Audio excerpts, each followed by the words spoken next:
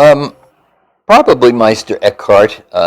In the long history of mysticism that I'm writing, I'm trying to deal with almost all the Christian mystics and be fair to what they try to do, and there are great differences. But I find Meister Eckhart particularly rewarding for a number of reasons.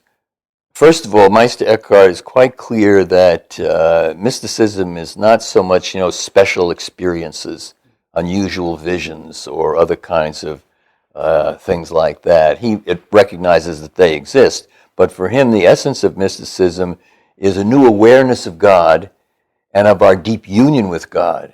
Indeed, in one sense, our identity with God as a way of turning your whole life around. And so Meister Eckhart's sermons especially, but also in his Latin scholastic writings, is always pushing this new awareness and for everybody. Again, Meister Eckhart's quite clear that, and he preaches to general audiences and says, this is what I'm trying to tell you, that God is within you and you are one with God. And if you could only realize that, you'd live your lives in a new way. You'd live your life the way God lives. That is, you wouldn't care for tomorrow. You'd live without a why. He has this wonderful expression that you should learn to live without a why, because God has no why. God just is spontaneous goodness.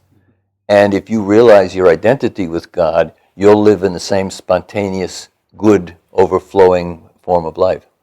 So that's why, I like Eckhart. That message is also found in other mystics, but Eckhart puts it in a very challenging way that many people, I think, find very rewarding in their own lives. I meet many people when I travel or give talks on mysticism and Eckhart, who say they've been reading Eckhart all their lives and finding him a unique resource for their own spiritual flourishing.